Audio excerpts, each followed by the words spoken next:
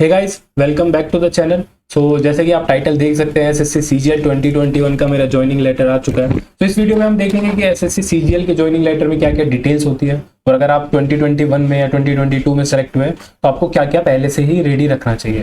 First, ये मेरे पास letter आया था जिसमें कि आप देख सकते हैं आपका मेंशन होगा डिपार्टमेंट, लाइक कौन से डिपार्टमेंट में आप सेलेक्ट हुए होगे, उसकी डिटेल्स आपको ऑलरेडी मिल जाती है, राइट। तो देन हम देखते हैं कि मेरे नाम से है सौरभ कुमार एंड एड्रेस लिखा होता है, राइट। स्पीड पोस्ट से ही आता है आपका।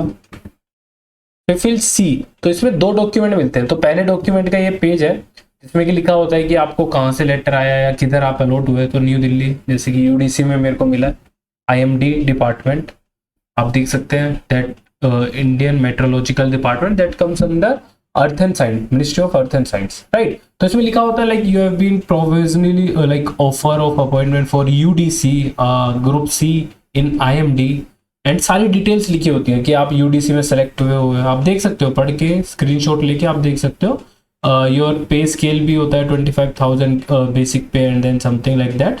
But the most important point is that कि आप ये देखो, fourth point, that you will be on a probation period of for 2 years। तो 2 साल का आपका प्रोबेशन होता है। बेसिकली मीन्स कि आप की जॉब पक्की नहीं होती, पक्की होती है, इट विल बी लाइक कि इन ये 2 साल के बीच में अगर आप let's say on the basis of your performance और कंसिडर अनसूटेबल बिहेवियर, या फिर आप किसी लाइक इन एलिजिबल और अनसूटेबल में पकड़े जाते हो, बेसिकली आपका काम का या फिर जो भी बसड़ हो जाती है, सो आपको वो निकाल भी सकते हैं 2 साल के अंदर। तो उस प्रोबेशन का मतलब ये होता है, कोई निकलता नहीं है जनरली, बट अगर आप किसी केस वेस में या कुछ करप्शन करते हुए पकड़े जाते हैं, जो कि आपको नहीं करना चाहिए, अगर उसमें पकड़े जाते हैं तो आपको निकाल भी सकते हैं in first 2 years, right.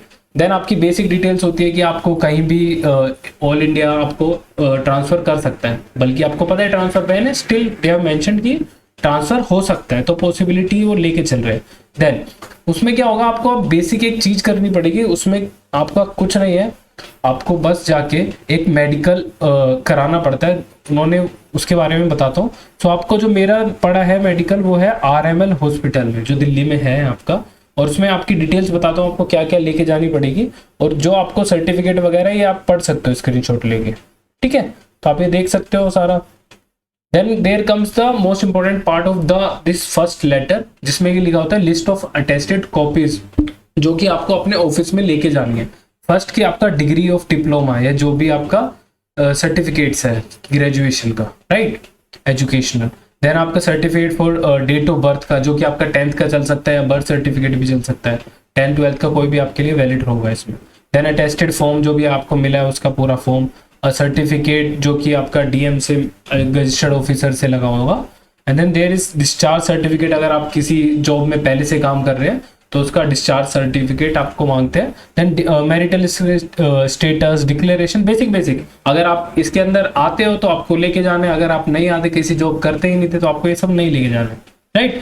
Then 3 copies of your pass photograph with attach some self attached, right. So आपको ओरिजिनल भी लेके जाना है, एंड इनका 2 और 3 जेरोक्स भी लेके जाना। Then there comes the second notice that is confidential. Basically इसमें कुछ नहीं होता कॉन्फिडेंशियल का, it is just like a medical आपको करा के लेके जाना है। वो आपको अलॉट करते हैं किधर आपको जाना है। जैसे मेरा दिल्ली में है तो मेरे को आरएमएल हॉस्पिटल मिला है, Ram Manohar Lohia from IMD Lodhi garden.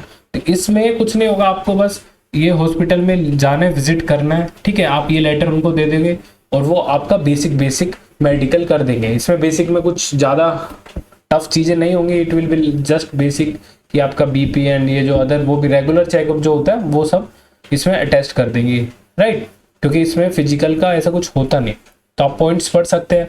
Then there comes की कैंडिडेट डिक्लेरेशन फॉर्म, इसमें आपको अपना नाम, डेट ऑफ बर्थ और स्टेट वगैरह लिखना होता है। वैक्सीनेटेड आप लास्ट कब थे कोविड का, एंड सम अपना फैमिली डिटेल्स कि आपका फादर्स एज क्या है and something like that. Post that आपका मेडिकल अथॉरिटी जो भी होगा वो आप ये अटैच करके उनको दे दोगे।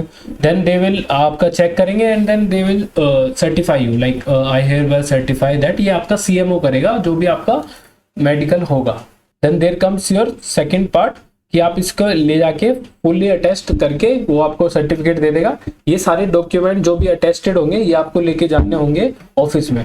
बट उसके लिए मेन इंपॉर्टेंट पॉइंट क्या रह जाता है आपका, कि आपको जो मिला होता है ना लेटर, आपको विद इन 30 डेज तक आपको सबमिट करना पड़ता है। बेसिकली मीन्स आपको जो लेटर मिला है ना, तो आपको जैसे मेरे को 3rd और 4th को मिल गया था, ठीक है, तो आपको ये 30 दिन के अंदर जाके ज्वाइन करना पड़ता है।